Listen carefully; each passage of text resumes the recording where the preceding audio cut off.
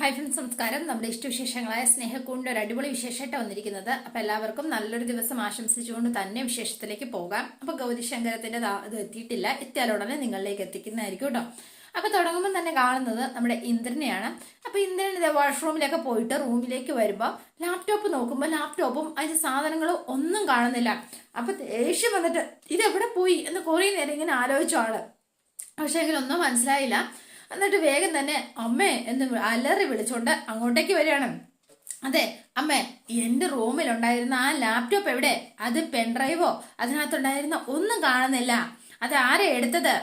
ഞാൻ എടുക്കുന്നില്ല, നിനക്കറിയത്തില്ലേ? നിന്റെ ലാപ്ടോപ്പും പെൻഡ്രൈവും എനിക്കെന്തിനാ? ആരെടുത്താലും അത് എനിക്ക് ഇപ്പൊ തന്നെ തിരിച്ചു കിട്ടണം, അല്ലെങ്കിൽ ഞാൻ ഈ വീടിന് തീയിടും. എനിക്കറിയില്ല ഇന്ദിര, ഞാൻ എടുത്തിട്ടില്ല എന്ന് പറഞ്ഞില്ലേ എന്ന് ചോദിച്ചു. അപ്പോഴാണ് വിശ്വം അവിടെ ഇരുന്ന് ഫോണിൽ ഇങ്ങനെ ഞെക്കിക്കൊണ്ടിരിക്കുന്നത്. എടാ, എന്റെ ലാപ്ടോപ്പ് എവിടെടാ എന്ന് ചോദിച്ചോ. ലാപ്ടോപ്പോ? അത് റൂമിൽ കാണും. അതിനിപ്പോ ഞാൻ എന്ത് ചെയ്യണം?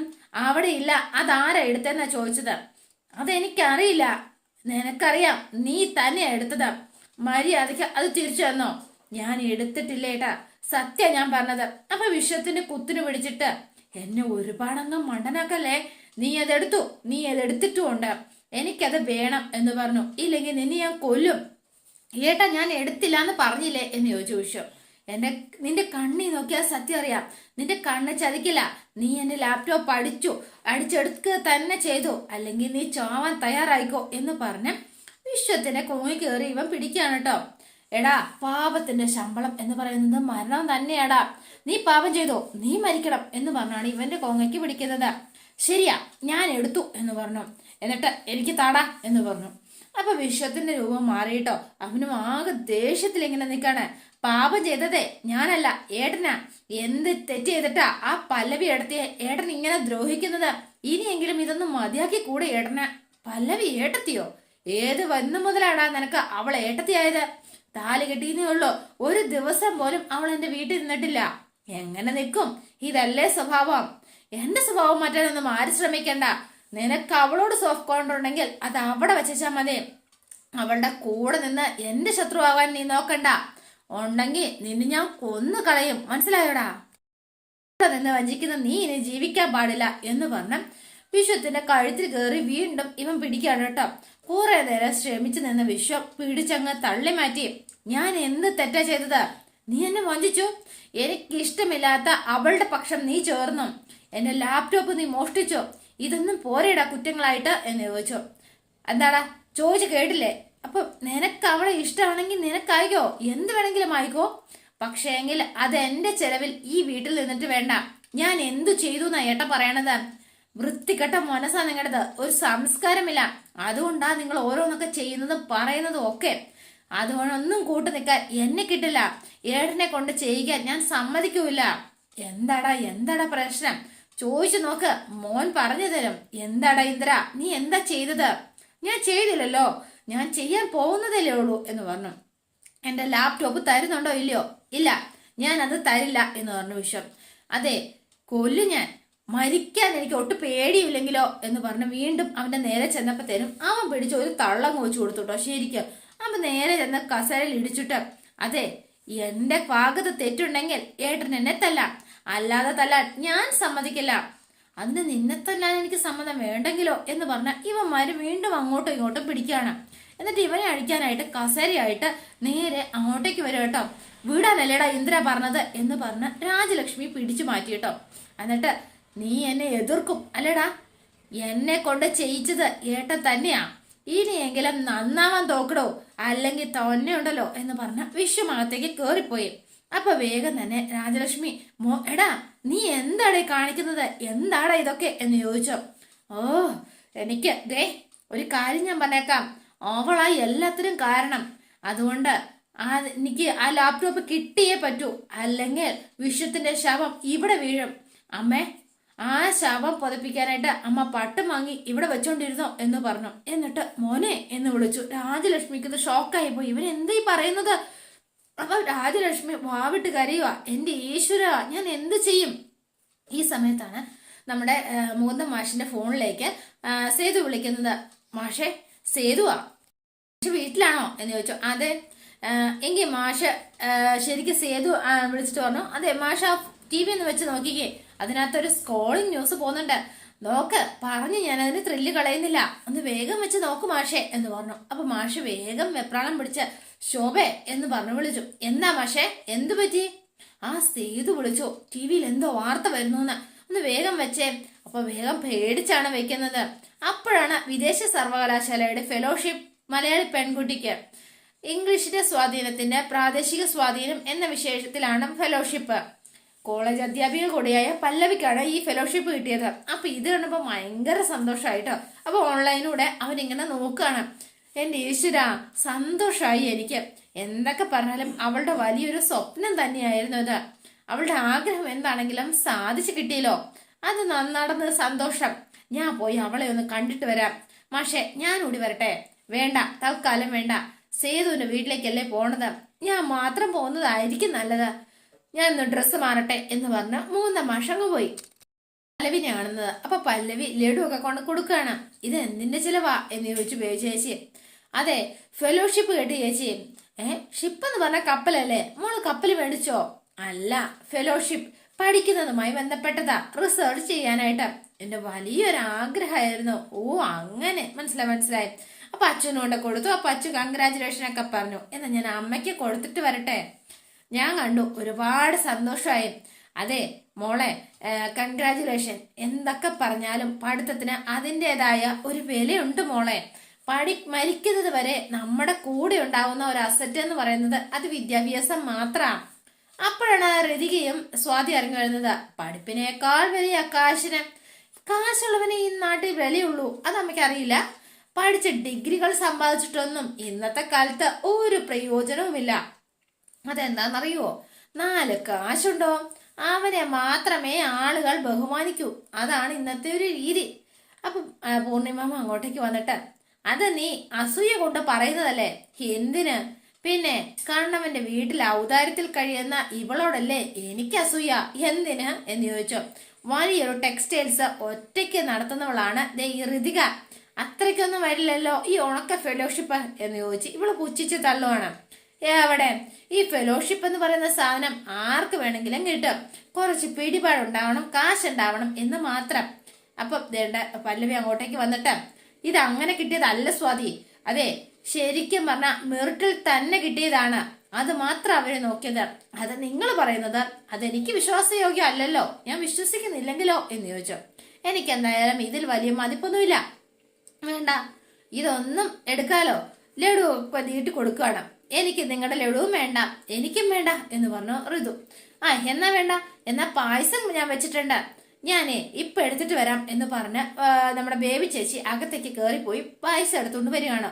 ഓഹോ, അപ്പോഴത്തേക്ക് അതും ചെയ്തോ? വലിഞ്ഞു കയറി വന്നവളായാലും ആർഭാടത്തിന് ഒട്ടും കുറവില്ലല്ലോ. അതെങ്ങനെയാ? നാണവും മാനവും വേണ്ടേ എന്ന് ചോദിച്ചു. ഋതു, വാക്കുകൾ സൂക്ഷിച്ചുപയോഗിക്കണം. വിവരം അറിഞ്ഞപ്പോ പായസം ഉണ്ടാക്കാൻ പറഞ്ഞത് ഈ ഞാനാ. പല്ലവിയെ നീ കുറ്റപ്പെടുത്താൻ നിൽക്കണ്ട. എന്ത് വേണമെങ്കിലും ആയിക്കോട്ടെ, അല്ലെങ്കിൽ ഞങ്ങളെക്കാൾ അമ്മയ്ക്ക് സ്നേഹം ദേ ഇവളോടാണല്ലോ. നടക്കട്ടെ എന്ന് പറഞ്ഞു. സ്വന്തം മക്കളോളം വല്ലമ്മേ അഭയം ചോദിച്ചു വന്നവര് എന്ന് പറഞ്ഞു. അത് വൈകാതെ അമ്മയ്ക്ക് മനസ്സിലായിക്കോളും. ഒന്നും മിണ്ടിയില്ല. എന്നിട്ട് ഋതു അപ്പുറത്തേക്ക് പോയിരുന്നു. മോളെ, നീ ഇവള് പറഞ്ഞതൊന്നും കാര്യം നോക്കണ്ട, മനസ്സിലും വെക്കണ്ട. അവളുടെ സ്വഭാവം നിനക്കറിയാലോ എന്ന് പറഞ്ഞു പല്ലവി. ഈ സമയത്ത് ബേബി ചേച്ചി കൊണ്ടുവന്ന പായസം എല്ലാവർക്കും കൊടുക്കുകയാണ്. എന്നിട്ട് എങ്ങനെയുണ്ട് എന്ന് ചോദിച്ചു. ഇത് കയ്യിലിരുന്നത് സ്വാതി പതുക്കെ താഴേക്ക് ഇട്ടു. അയ്യോ, ഗ്ലാസ് പൊട്ടിയല്ലോ എന്ന് പറഞ്ഞു. അപ്പൊ മോള് വിഷമിക്കണ്ട കേട്ടോ. അപ്പൊ വേഗം തന്നെ ബേബി ചേച്ചി ആവേശത്തിൽ വന്നപ്പോഴത്തേനും കാലിൽ കുത്തി കേട്ടോ. അപ്പൊ വേഗം തന്നെ കാലിൽ കൊണ്ടിട്ട്, അയ്യോ കൊണ്ടല്ലോ, എന്നാ ബേബി ചേച്ചി ഹോസ്പിറ്റലിൽ പോണോ? വേണ്ട മോളെ, ഞാനിത് ഉള്ളിൽ ചതച്ച് വെച്ച് കെട്ടിക്കോളാം എന്ന് പറഞ്ഞ് ബേബി ചേച്ചി കിച്ചണിലേക്ക് പോയി. അപ്പൊ സ്വാതി ചോദിക്കുകയാണ്, ഇത് ആര് വൃത്തിയാക്കും? നീ വൃത്തിയാക്കണം, അല്ലാതെ ആര് വൃത്തിയാക്കാൻ? നീയല്ലേ ഇത് താഴെ ഇട്ടത് എന്ന് പൂർണിമാമ ചോദിച്ചു. പിന്നെ എനിക്ക് അടിച്ചുവാരലല്ലേ പണി എന്ന് പറഞ്ഞ് സ്വാതി അപ്പുറത്ത് മാറിയിരിക്കുകയാണ്. ഞാൻ വൃത്തിയാക്കാം പൂർണിമാമേ. അതൊന്നും വേണ്ട മോളെ എന്ന് പറഞ്ഞു. അതൊന്നും കാര്യാക്കണ്ട, ഞാൻ വൃത്തിയാക്കിക്കോളാന്നേ, എനിക്കതിൽ ഒരു പ്രശ്നവുമില്ല. എന്നാലും നല്ലൊരു ദിവസമായിട്ട് അതൊന്നും സാരമില്ല എന്ന് പറഞ്ഞുകൊണ്ട് വേഗം തന്നെ പല്ലവി അതൊക്കെ വൃത്തിയാക്കാണ്. ഇത് കണ്ട് ഇവര് ഭയങ്കര സന്തോഷത്തിലാണ്. ഈ സമയത്താണ് നമ്മുടെ മുകുന്ദ മാഷ് അങ്ങോട്ടേക്ക് കയറി വരുന്നത്. കയറി വരുമ്പോ പല്ലവി ബക്കറ്റും വെള്ളവും അതുപോലെ തന്നെ ഇതൊക്കെ എടുത്ത് വെച്ച് ഇങ്ങനെ തൂക്കുകയാണ്. ഇത് കണ്ടപ്പോ തന്നെ മാഷിന്റെ മനസ്സാകെ ഇടിഞ്ഞു പോയിട്ടോ. അപ്പൊ ഇതുകൊണ്ട് മാഷ് അങ്ങോട്ടേക്ക് വന്നിട്ട്, മോളെ, നീ ഇവിടുത്തെ ജോലിക്കാരിയാണെന്ന് അറിഞ്ഞില്ല. അത് അറിഞ്ഞിരുന്നെങ്കിൽ ആ ഇഷ്ടപ്പെട്ട മധുരമായി ഞാൻ ഇങ്ങോട്ട് വരില്ലായിരുന്നോ? അച്ഛൻ കരുതുന്ന പോലൊന്നും അല്ല അച്ഛാ. എന്നെ സമാധാനിപ്പിക്കാൻ വേണ്ടി മോളെ നുണയൊന്നും പറയണ്ട കേട്ടോ. നേരിട്ട് കണ്ടതിനേക്കാൾ വലുതൊന്നും അല്ലല്ലോ മോളെ ഒന്നും എന്ന് പറഞ്ഞു. അപ്പൊ മാഷിനാകെ വിഷമായി. എപ്പോഴേക്ക് ഋതു അങ്ങോട്ടേക്ക് എഴുന്നേറ്റ് ചെല്ലുകയാണ് കേട്ടോ. ഒന്ന് തുടച്ച് വൃത്തിയാക്കിയെന്ന് വെച്ചിട്ട് കയ്യിലെ വള ഊരി പോവോ അതോ ആകാശം ഇടിഞ്ഞു വീഴുവോ എന്ന് ചോദിച്ചു. അതെ, ഞങ്ങളുടെ ഔദാര്യത്തിലാ ഇവിടെ താമസിക്കുന്നത്. ഇവർക്ക് കോളേജ് ലെക്ചറൊക്കെ ആയിരിക്കും. ഞങ്ങൾക്ക് ഇവരെ കാൽ കാശിനും ഗതിയില്ലാത്തവരാ. കേറി കിടക്കാൻ പോലും ഒരു സ്ഥലമില്ലാത്തവരാണ്. വെറും പിച്ചക്കാരി. മനസ്സിലായോ എന്ന് ചോദിച്ചു. അപ്പൊ ആകെ ഇതായിട്ട് മാഷിങ്ങനെ നിൽക്കുകയാണ്. പല്ലവി ഒന്നും മിണ്ടിയില്ല. കുറച്ചു നേരം പല്ലവി ഇങ്ങനെ അച്ഛന്റെ മുഖത്തേക്കൊന്ന് നോക്കി. അച്ഛന് വിഷമായി കാണുമെന്ന് ഓർത്തിട്ട് സേതുമാധവിനെ എങ്ങനെയൊക്കെയോ വശീകരിച്ചു. അല്ലായിരുന്നെങ്കിൽ എപ്പോഴേ ഇവിടുന്ന് പുറത്താക്കിയാനെ. വശീകരിച്ചെന്നോ? സേതുവേട്ടനെയോ? ഞാൻ ഒരിക്കലും അങ്ങനെ ചെയ്തിട്ടില്ല, ചെയ്യുകയില്ല എന്ന് പറഞ്ഞു. എന്റെ പാരമ്പര്യം അതല്ല. ഓ, പാരമ്പര്യത്തിന്റെ മഹത്വമൊന്നും നിങ്ങൾ ഇവിടെ വിളമ്പണ്ട.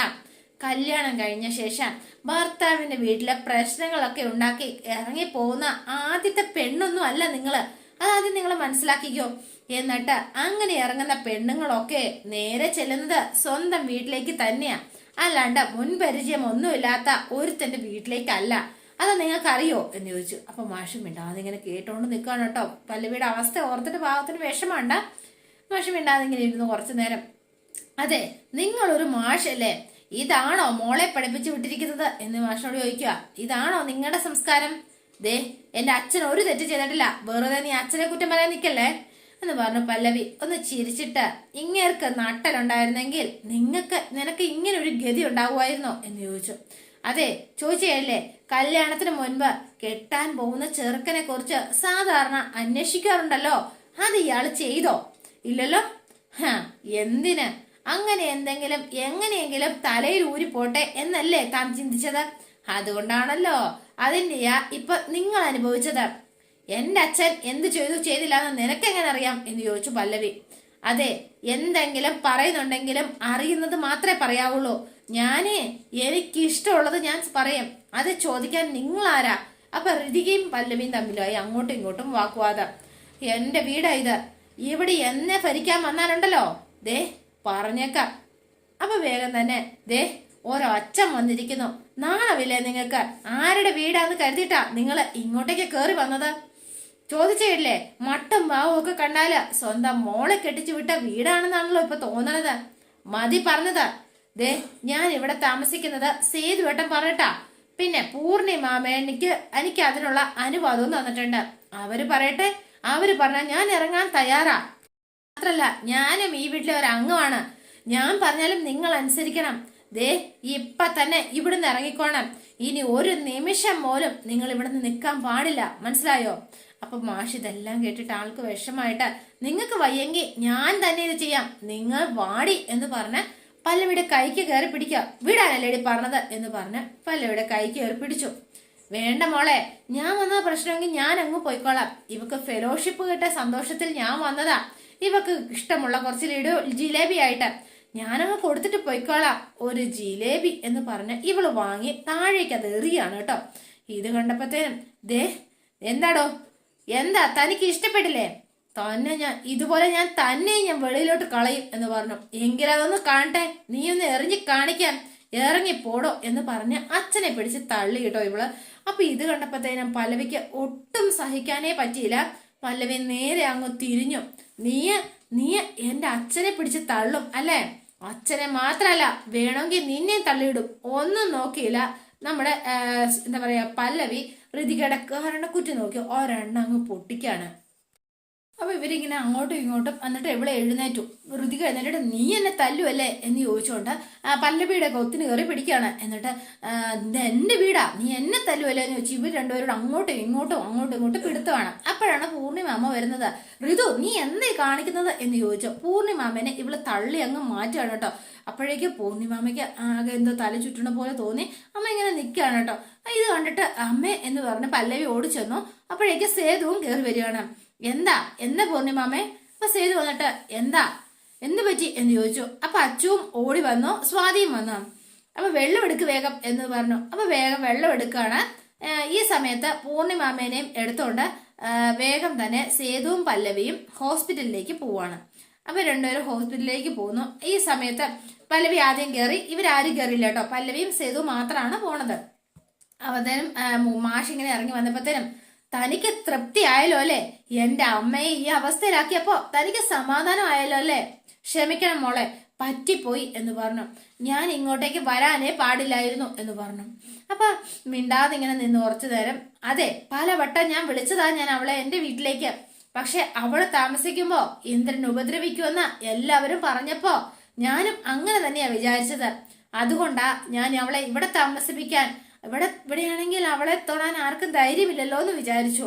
അത് മാത്രമല്ല പിന്നെ ആ ഉറപ്പും ധൈര്യവും സേതു എനിക്ക് തന്നിരുന്നു. അതുകൊണ്ടാണ് ഞാൻ സമ്മതിച്ചത്. എന്റെ മോളുടെ മുഖത്തെ സന്തോഷം കണ്ടപ്പോ ഏതൊരച്ഛനെയും പോലെ ഞാനും സമാധാനിച്ചു, അത്രേ ഉണ്ടായിരുന്നുള്ളൂ എന്ന് പറഞ്ഞു. പിന്നീടാ മനസ്സിലായത് ഞാൻ ചെയ്തത് വലിയ തെറ്റായി പോയി എന്ന്. മോളെ ഒരു കാര്യം പറയട്ടെ, കൊണ്ടുപോയിക്കോളാം ഞാൻ അവളെ. ഇനി ഒരു ശല്യമായിട്ട്, ഒരിക്കലും ആർക്കും ഒരു ശല്യമായിട്ടും ഇവിടേക്ക് അവള് വരില്ല എന്ന് പറഞ്ഞ മാഷിങ്ങനെ നിൽക്കുകയാണ്. അപ്പൊ ഒന്നും പറഞ്ഞില്ല ഋതിക. എന്നിട്ട് മാഷ് നേരെ അങ്ങോട്ടേക്ക് ഇറങ്ങി പോവാണ് കേട്ടോ. അപ്പൊ സ്വാതിക്കും നമ്മുടെ ഋതുവിനും ഭയങ്കര സന്തോഷമായി. രണ്ടുപേരും ഇങ്ങനെ അമ്മയെ പറ്റിയാൽ ഇപ്പൊ എന്ത് എന്നുള്ള മട്ടിൽ ഇവരിങ്ങനെ നിൽക്കുന്നു. അതോടെയാണ് ഇന്നത്തെ വിശേഷം അവസാനിക്കുന്നത്. ഇനി നാളത്തെ വിശേഷം ഇതിലും ഗംഭീരമാണ്. അപ്പൊ എല്ലാവരും വെയിറ്റ് ചെയ്യുക. ഇഷ്ടപ്പെട്ടുവെങ്കിൽ ലൈക്ക് ചെയ്യുക, ഷെയർ ചെയ്യുക, തൊട്ടടുത്ത് ആ ബെൽബട്ടൺ കൂടെ ഒന്ന് ഞെക്കുകയാണെങ്കിൽ ഞാൻ ഇടുമ്പോൾ തന്നെ നോട്ടിഫിക്കേഷൻ ലഭിക്കുന്നതായിരിക്കും. പുതുപുത്ത വിശേഷമായിട്ട് എത്താം. Bye and see you again.